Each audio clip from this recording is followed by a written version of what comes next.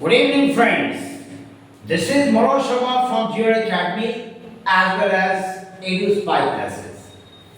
दोस्तों, आज मैं आपको प्रेजेंट परफेक्ट टेंस का एक से एक स्मार्ट रूल्स बताऊंगा.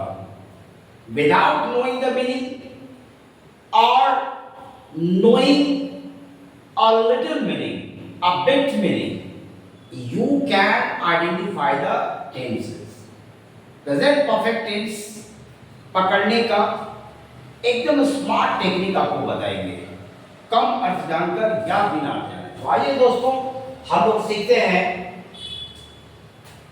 प्रेजेंट परफेक्ट टेंस कम अर्थ जानकर या बिना अर्थ जाने हम लोग प्रेजेंट परफेक्ट टेंस कैसे करेंगे. प्रेजेंट परफेक्ट टेंस में जो वर्ड यूज होता है दैट इज हैज हैव के साथ भी होता है. हैव या हैज दोनों में से कोई एक वर्ड लगाएंगे. हैव या हैज में से कोई एक वर्ड हैव या हैज. फ्रेंड्स, हैव हैज के साथ हम लोग भी देंगे. Got it? तो यहां पर देखिए नाउ दिया है. मैंने बताया था आपको प्रीवियस क्लास में जब मैंने प्रेजेंट परफेक्ट का वीडियो दिया था तब बताया था कि नाउ 6 टेंस में लगता है. पिछले बार मैंने बताया था प्रेजेंट कंटीन्यूअस में. आज मैं बता रहा हूं कि नाउ का प्रयोग प्रेजेंट परफेक्ट में भी होता है. बट इस पर सीबीएसई एग्जाम्स में या स्टेट बोर्ड के एग्जाम्स में इस पर सवाल नहीं पूछे जाते. नाउ का सवाल जब भी पूछा जाएगा तो प्रेजेंट कंटीन्यूअस में, बट नाउ के साथ प्रेजेंट परफेक्ट भी लगाते हैं. He has gone out now. इसका मतलब हुआ कि वह अभी बाहर गया है. आप ये भी कह सकते थे he is going out now. वह अभी बाहर जा रहा है. तो नाउ के साथ प्रेजेंट कंटीन्यूअस भी होता है, प्रेजेंट परफेक्ट भी. ये एग्जाम में नहीं आता, इसलिए मैंने इसका डायरेक्ट एग्जाम्पल दिया है.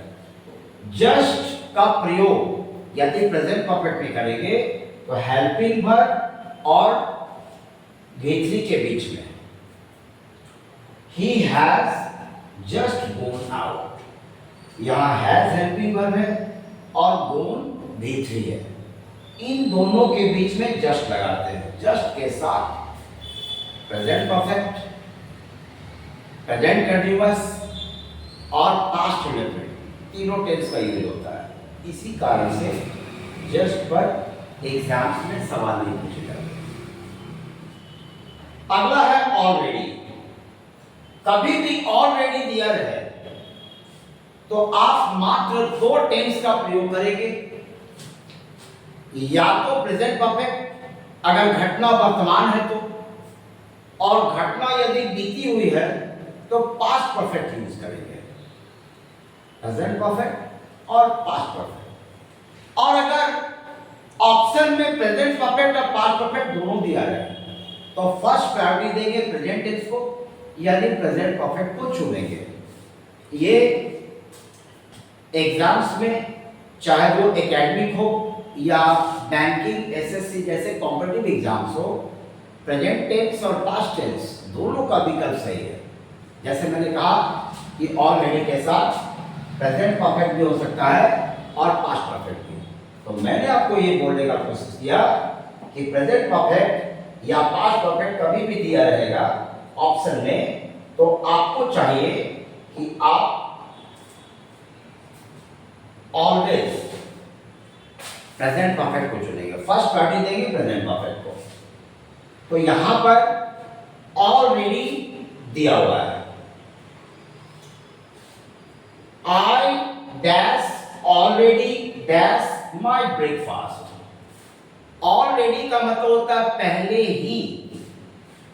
मैंने अपना नाश्ता पहले ही कर लिया है. मैंने आपको सिखाया था कि ऑलरेडी रहेगा तो प्रेजेंट परफेक्ट या पास्ट परफेक्ट देंगे. प्राथमिकता देंगे प्रेजेंट परफेक्ट को. तो हमें चाहिए हैव हैज के साथ भी थी. हेल्पिंग वर्ब डू है और वर्ब है V1. वर्ब है V1. मैंने आपको सिखाया था कि हेल्पिंग वर्ब हैव हैज होगा किंतु यहां तो हेल्पिंग वर्ब डू है, एक खत्म। बी में हेल्पिंग वर्ब एंड दिया है, हमें चाहिए हैव हैज, बी भी खत्म। हैव हैज का ऑप्शन यहां है, इसको रिजर्व में रखते हैं।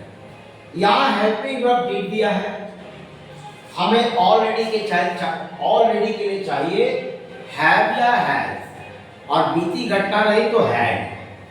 तो यहां हेल्पिंग वर्ब डू है, खत्म। हेल्पिंग वर्ब एम खत्म, हेल्पिंग वर्ब डिड खत्म। हमें तो चाहिए हैव हैज के साथ भी थी, आई के साथ नॉर्मली हम लोग हैव लगाते हैं, और टेक का थर्ड फॉर्म यानी भी3, टेक टू टेकन। तो यहाँ पर प्रेजेंट परफेक्ट का हमने यूज किया।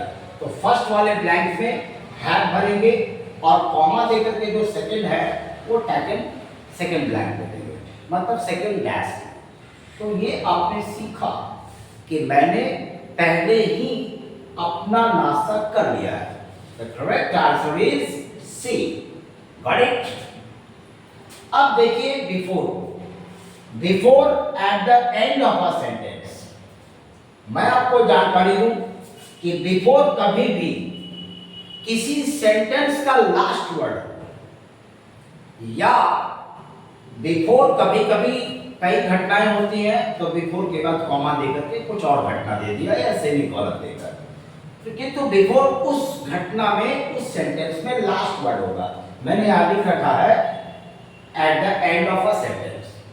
वाक्य के अंत में देखिए यहां पर बिफोर है, I dash never dash him before, और ऑप्शन में सी का मतलब देखना होता है।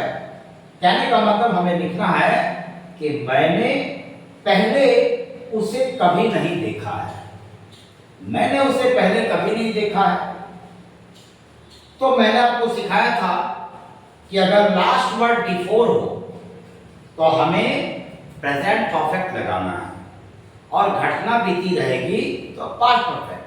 पास्ट परफेक्ट में हैड प्लस भी3 होता है, और प्रेजेंट परफेक्ट में हैव हैज देकर के भी3 होता है। कहने का मतलब कि यहां पर हमें हैव हैज प्लस भी3 चाहिए। आइए ऑप्शन को देखते हैं। यहां हेल्पिंग वर्ब डू है, फर्स्ट वाला हेल्पिंग वर्ब, सेकंड वाला वर्ब, सारे ऑप्शन है। यहां पर हेल्पिंग वर्ब डू है, हमें डू नहीं चाहिए, हमें तो हैव या हैज चाहिए। यहां पर एम है, हमें एम इज नहीं चाहिए, हमें तो हैव हैज चाहिए, बी खत्म, ए खत्म। और यहां हेल्पिंग वर्ब डीड है, डी भी खत्म। हमें तो हैव या हैज चाहिए, आई के साथ नॉर्मली हैव लगेगा, और सी का थर्ड फॉर्म सीन है, सी सॉ सीन, तो have seen. I have never seen him before, it means मैंने उसे पहले कभी नहीं देखा है। ओके, तो यहां हमारा करेक्ट आंसर होगा सी। आगे समझिए जी। Now you have to understand question number 5। Look here, यहां पर अगर आप देखेंगे तो आपको दिखेगा येट। फर्स्ट वर्ड को ध्यान से देखिए, फर्स्ट वर्ड हमारा येट है। ये येट अगर हेल्पिंग वर्ब और भी3 के बीच में, बिटवीन हेल्पिंग वर्ब एंड भी3, येट यदि हेल्पिंग वर्ब और वर्ब के बीच में हो तो येट का अर्थ होता है अभी तक। येट यदि सब्जेक्ट के पहले हो, जैसे येट ही, तो ही सब्जेक्ट है, तो येट के बाद सब्जेक्ट होगा, तो येट का मतलब होगा अभी तक। लेकिन येट अगर बीच में रहा, और एक और रूल है at the end of a sentence, yet बीच में हो या लास्ट वर्ड हो, तो येट का मतलब होगा अभी तक। इंटरेस्टिंग है। तो येट का प्रेजेंट परफेक्ट में 2 पोजीशन होगा, हेल्पिंग वर्ब और भी3 के बीच में, या eight the end of a sentence, वाक्य के अंत में येट होगा। तो हम लोग प्रेजेंट परफेक्ट लगाएंगे, और येट रहने पर 99% नेगेटिव सेंटेंस होता है। इसलिए देखिए यहाँ पर नॉट भी मौजूद है। येट रहने पर प्रेजेंट परफेक्ट नेगेटिव याद रखिएगा, बहुत इंटरेस्टिंग बात। तो येट अंत में है, हमें चाहिए हेल्पिंग वर्ब हैव या हैज और साथ में भी थ्री।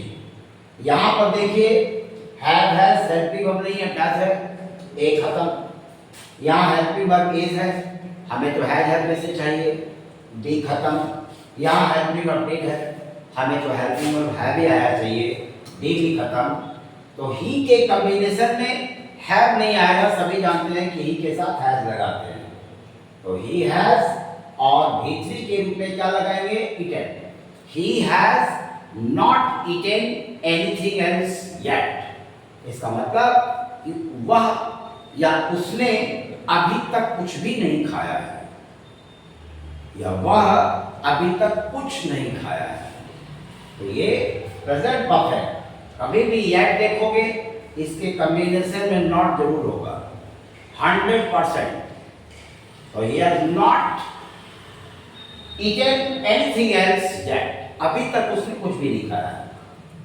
तो दोस्तों येट का एक सिनोनिम है, येट का एक सिनोनिम है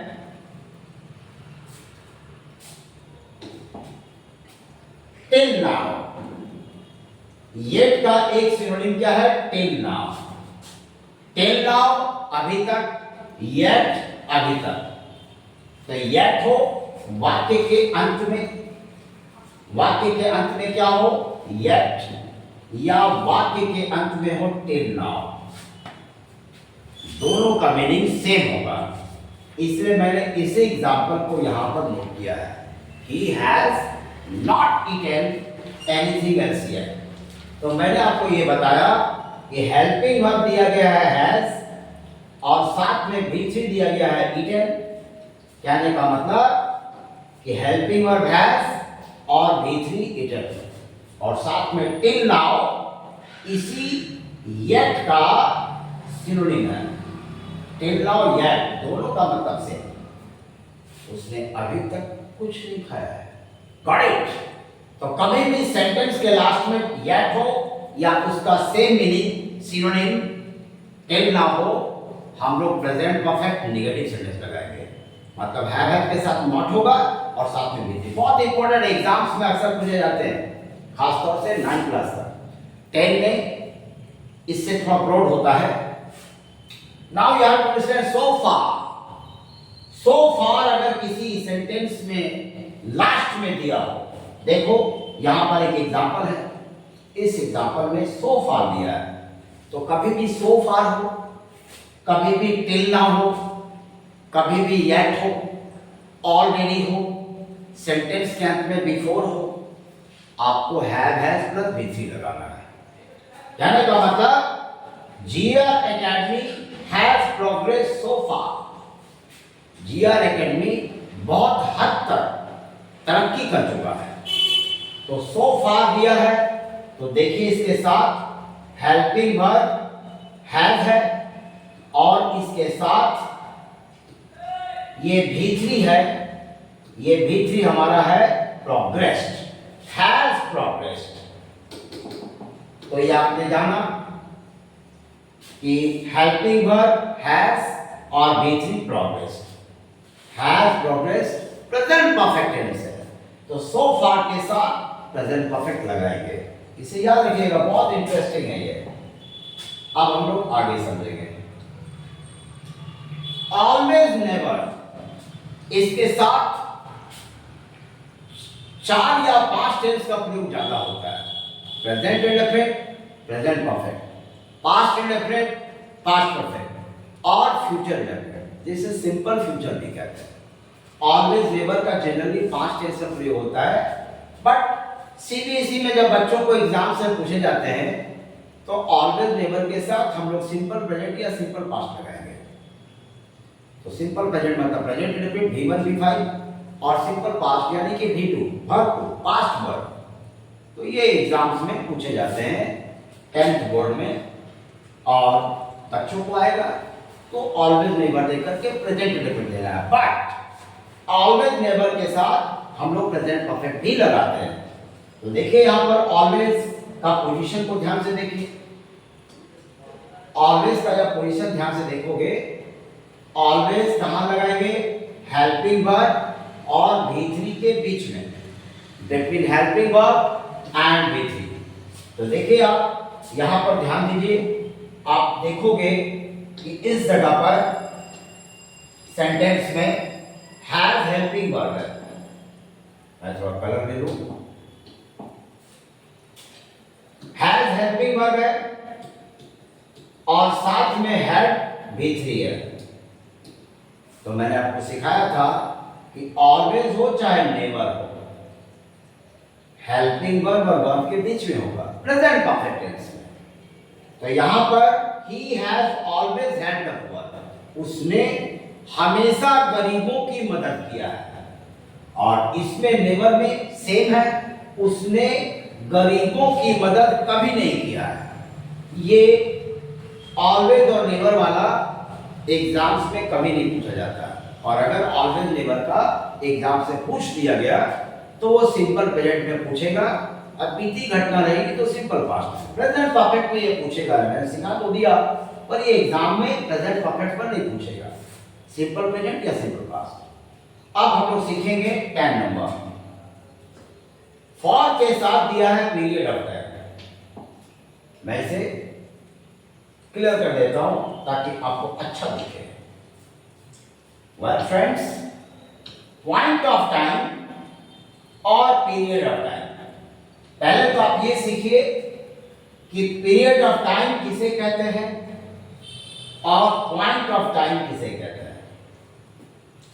पीरियड ऑफ टाइम, उसमें 99% जो समय होता है वो काउंटेबल होता है। जैसे 2 इयर्स आप काउंट कर सकते हो 1 2, 3 मंथ्स आप काउंट कर सकते हो 1 2 3 मंथ्स, 4 डेज या 5 डेज, 4 दिनों 5 दिनों, ये भी पीरियड ऑफ टाइम है। आपने क्या देखा कि पीरियड ऑफ टाइम में 99% आप समय को काउंट कर सकते हैं। कुछ एक्सेप्शनल भी है, जैसे a while, a few minutes, hours, years. तो ये सब थोड़ी सी अनिश्चित है, बट वो एक्सेप्शन में, लेकिन है सबके साथ पीरियड ऑफ टाइम, सबके साथ फॉर लगाएंगे। कुछ एग्जाम्पल मैं आपको बताता हूं, एग्जाम्स में काम आएगा। For 2 days, for 3 months, for a year या for 5 years, for 2 weeks, for hours, for months, for years, for a long time, for a while, for a few minutes. ये फॉर के साथ सारे के सारे पीरियड ऑफ टाइम, और since के साथ पॉइंट ऑफ टाइम। अब पॉइंट ऑफ टाइम सीखिए। पॉइंट ऑफ टाइम कहते हैं समय के नाम को, जैसे Monday, Tuesday, Wednesday, Thursday, Friday, Saturday, Sunday, January, February, March. कोई भी ईयर का नाम हो, 2010, 2015, 2024, ये सभी नेम ऑफ द ईयर है। समय का नाम वर्ष में हो, महीना में हो, या दिन का नाम हो, या मान लीजिए कोई टाइमिंग कह लेते हैं, मॉर्निंग टाइमिंग, मतलब समय का पहर, morning, evening, afternoon, night, down, ये सब के सब समय का पहर है, आफ्टरनून। ये सब को भी कहते हैं पॉइंट ऑफ टाइम, समय का नाम है। 9 AM, 9 PM, 9 o'clock, ये भी समय का नाम है, पॉइंट ऑफ टाइम। मुझे लगता है आप समझ गए। पॉइंट ऑफ टाइम समय का नाम होगा। जैसे मान लीजिए कहना है कि अपने जन्म से ही वह पटना में रह रहा है, तो सिंस हिज बर्थ, कोई लड़का रहा तो, लड़की रही तो सिंस हर बर्थ, अपने जन्म से ही। तो सिंस हर बर्थ या सिंस इट्स ओरिजिन, तो वो कोई ऐसा समय नहीं है जिसको आप काउंट कर सके। वो एक नॉर्मल वो ऐसा टाइम दे दिया, इंडिकेट कर दिया किसी टाइम को, तो वैसा इंडिकेशन को पॉइंट ऑफ टाइम कहते हैं।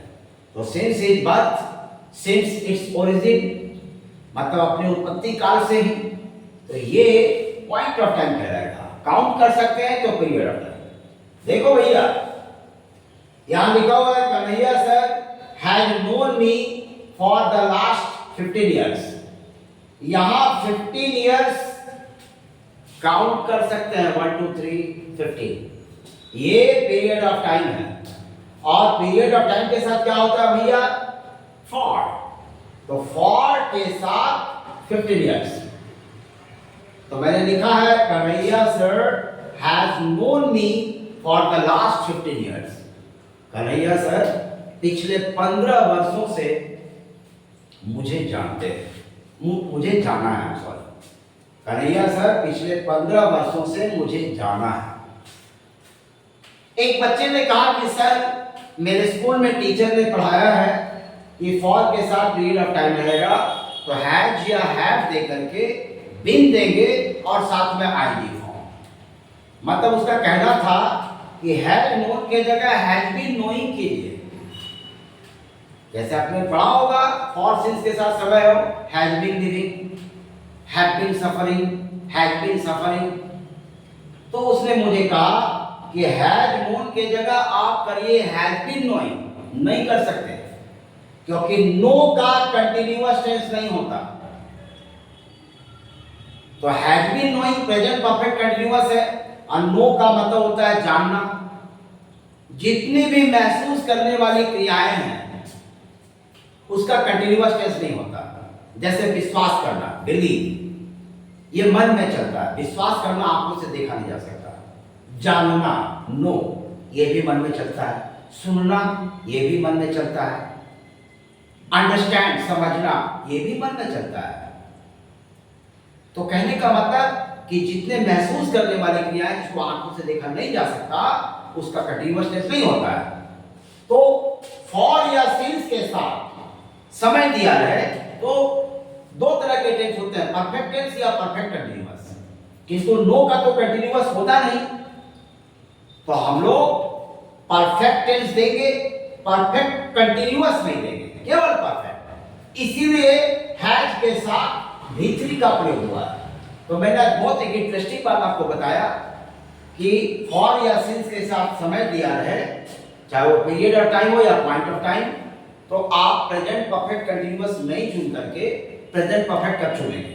तो उसका आंसर मैंने क्या दिया कि एक ऐसा वर्ब हो जिसे ग्रामर में कहते हैं वर्ब ऑफ परसेप्शन, यानी महसूस करने वाली क्रिया।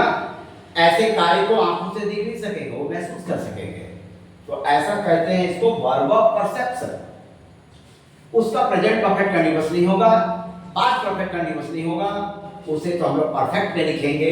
इसलिए हैज के साथ नून V3 है। नो का कंटीन्यूअस टेंस होगा नहीं, इसलिए हैज बीन नोइंग गलत है, करेक्ट होगा हैज नोन।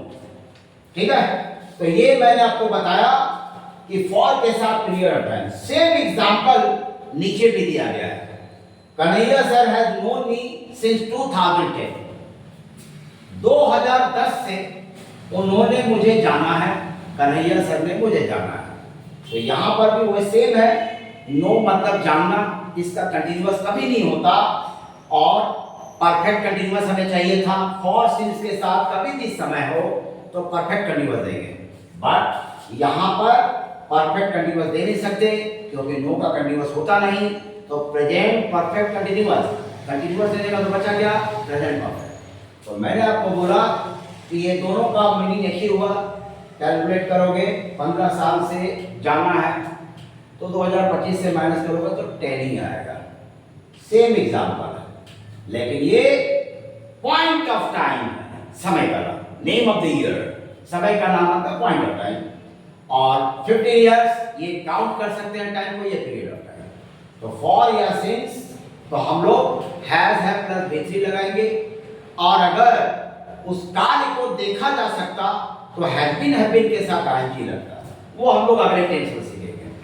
अगला देखो प्यारे, तो मैंने आपको सिखाया फॉर या सिंस के साथ अगर समय दिया रहे फॉर के साथ पीरियड ऑफ टाइम, सिंस के साथ पॉइंट ऑफ टाइम, लास्ट में सेंटेंस में सो फार लिखा हो, सेंटेंस के लास्ट में येट हो, सेंटेंस के लास्ट में आपको कभी भी बिफोर मिले, और ओवर द इयर्स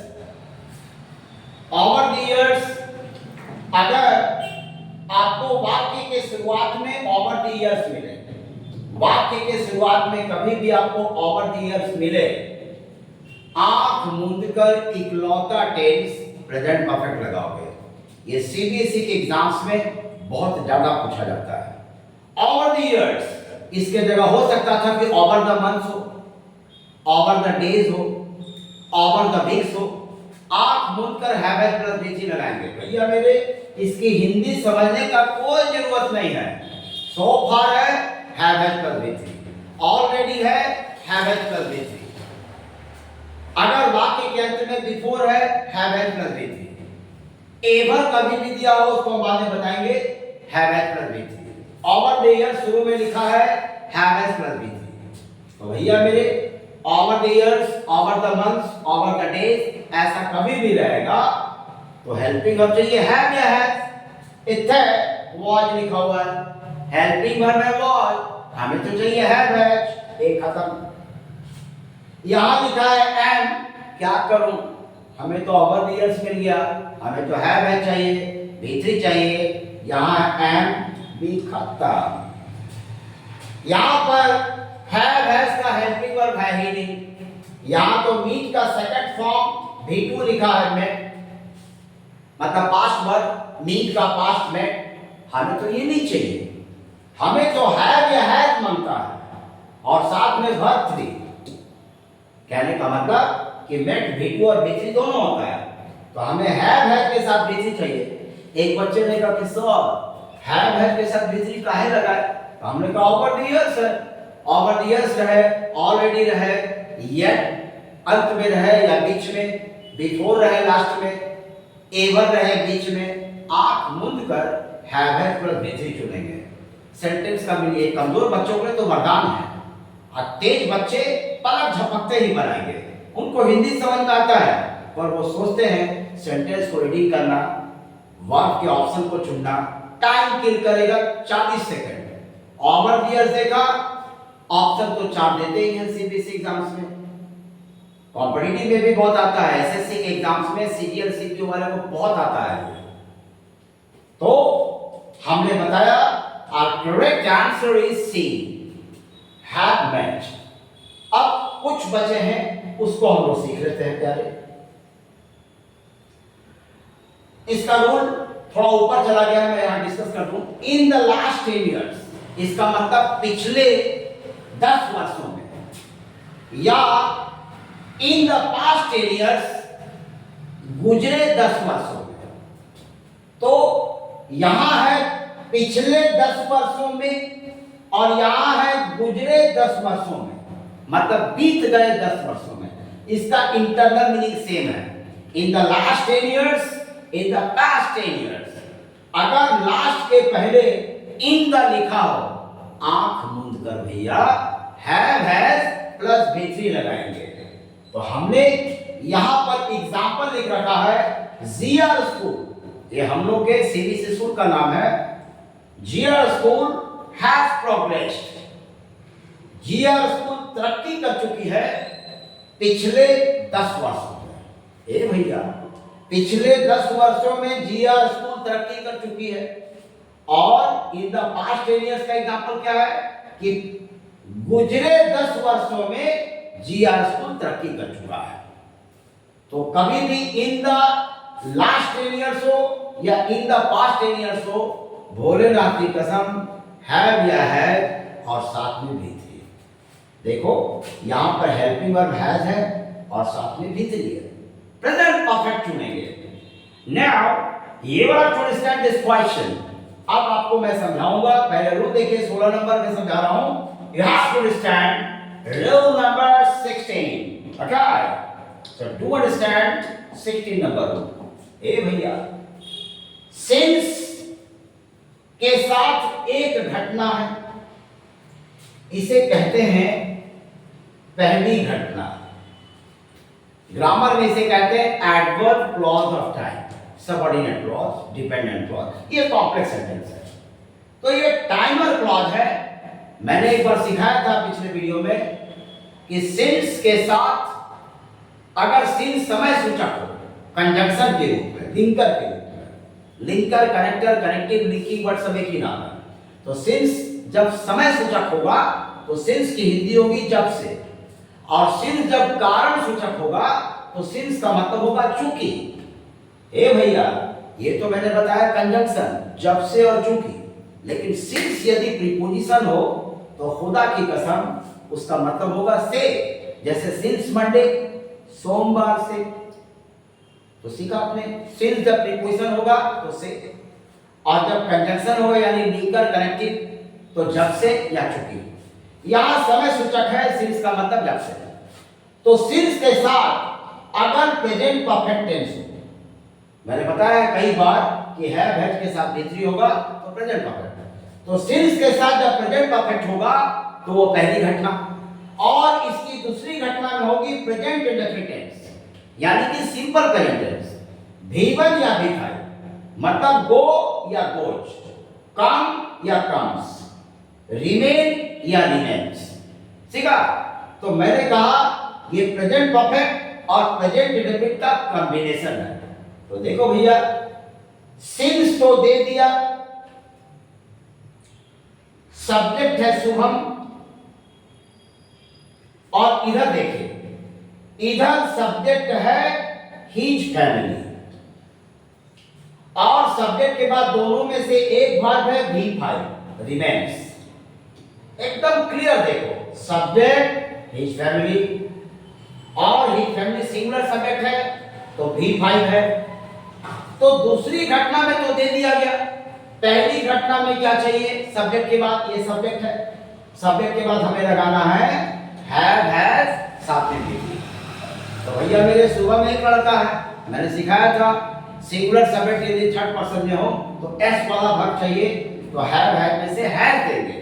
बहरहाल यहां हेल्पिंग वर्ब आज लिखा, हमें तो चाहिए हैव या हैज, क्योंकि सिंस के साथ तो यही देंगे।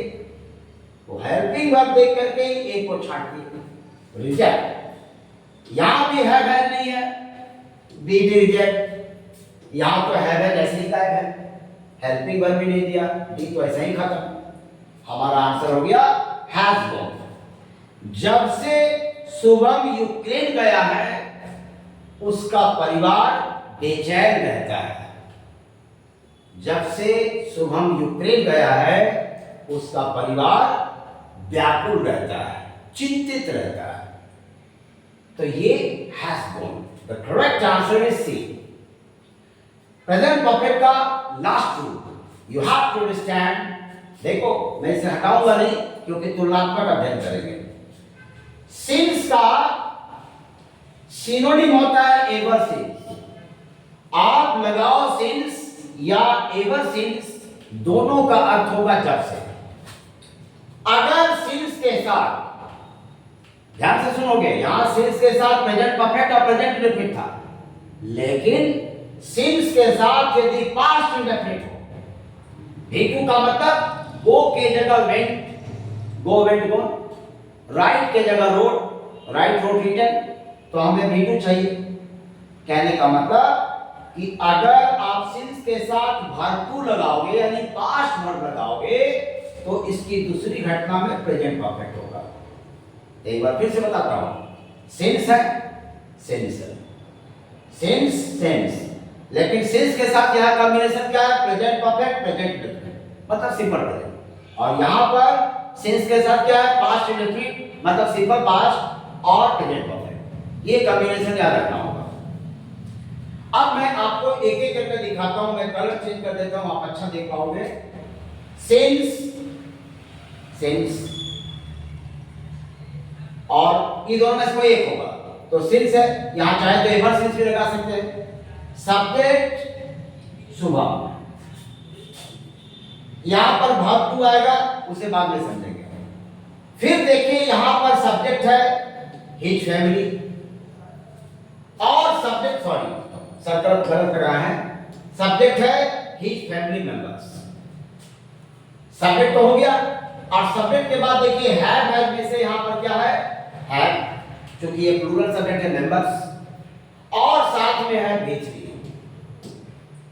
तो आपने देखा subject his family members, helping verb have और वर्ब भी थ्री। दूसरी घटना में हैव के साथ भी थ्री है। अब पहली घटना में कॉम्बिनेशन में आएगा भाग टू। अब भाग टू है सिंगल वर्ड, जैसे कि राइट का रोड, गो का वेंट, तो वेंट तो एक वर्ड है, हमें भी2 के रूप में सिंगल वर्ड चाहिए। यहां पर भी2 नहीं है, प्लस डबल वर्ड है, हमें तो सिंगल वर्ड चाहिए, एक खत्म। यहां पर इज गोइंग है, भी2 नहीं है, इज के साथ आए